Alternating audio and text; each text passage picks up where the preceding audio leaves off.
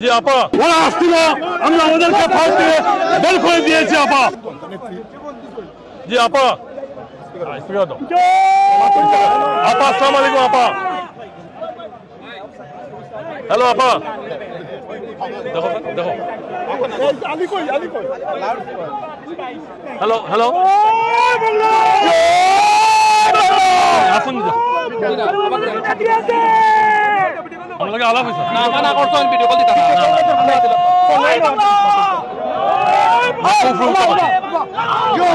Call দিতা না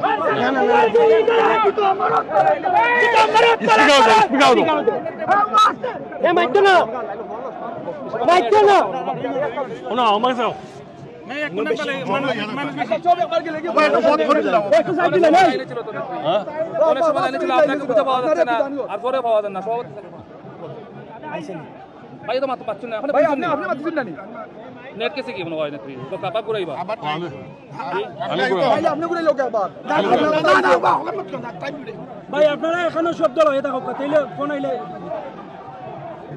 আইবো আইবো আবার নেট কেসে কি নেট হইছে তো অফ করে অন করো ভাই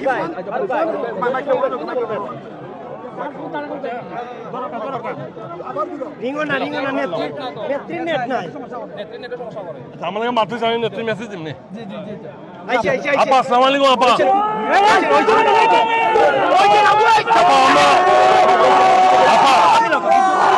আপা আমরা এখানে হাজার হাজার প্রবাসী বাঙালি আপা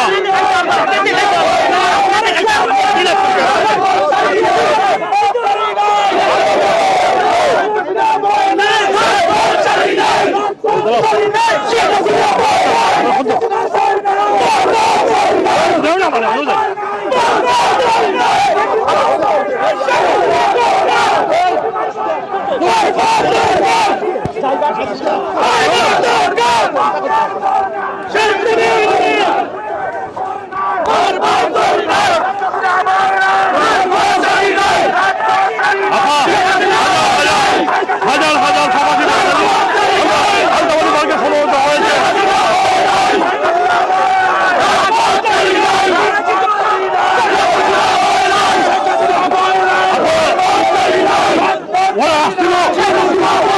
ওরা আসছিল আমরা ওদেরকে ফাঁস দিয়ে বের করে দিয়েছি আপা। আমাদের যুক্তরাজ্য যুবলীগ ছাত্রলীগ স্বেচ্ছাসেবক লীগ আমাদের সকল যুক্তরাজ্য আওয়ামী লীগের প্রায় 50টা কমিটির নেতৃবৃন্দ এসেছেন আপা। সবাই আমরা ওদেরকে ফোন থেকে বের করে দিয়েছি আপা।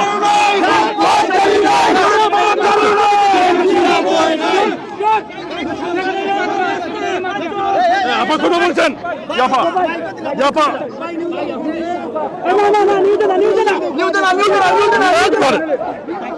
জাফা আপা ছাত্রলীগ মারা দিল সুখের মাস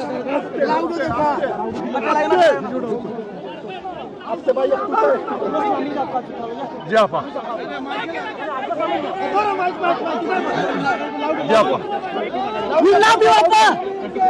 আরে নেত্রী আছে নাকি? আরে কোনছে নেত্রী? জুড়ে সবাই বলে জুড়ে সবাই বলে সবাই বলে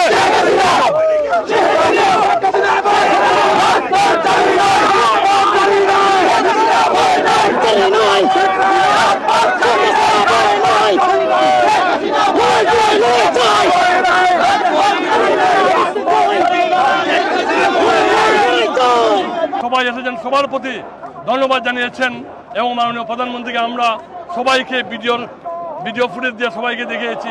আমরা মাননীয় প্রধানমন্ত্রীকে বলেছি আপা এখানে হাজার হাজার প্রবাসী বাঙালিরা আমাদের যুক্তরাজ্যের বিভিন্ন প্রান্ত থেকে এসেছেন এবং সবাই আমরা জাতির পিতার প্রতি আমরা শ্রদ্ধা জানিয়েছি।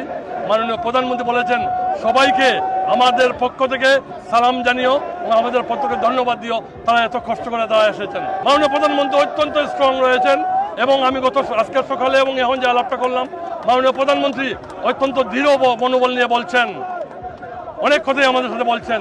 এই বাংলাদেশ আওয়ামী লীগ বারবার ঘুরে দাঁড়িয়েছে, আবারও আমরা আওয়ামী লীগ আবারও ঘুরে দাঁড়াবে, এটি আমাদের বিশ্বাস। মাননীয় প্রধানমন্ত্রীকে আমরা আমাদের এখানে হাজার হাজার বাঙালিদেরকে আমরা দেখিয়েছি।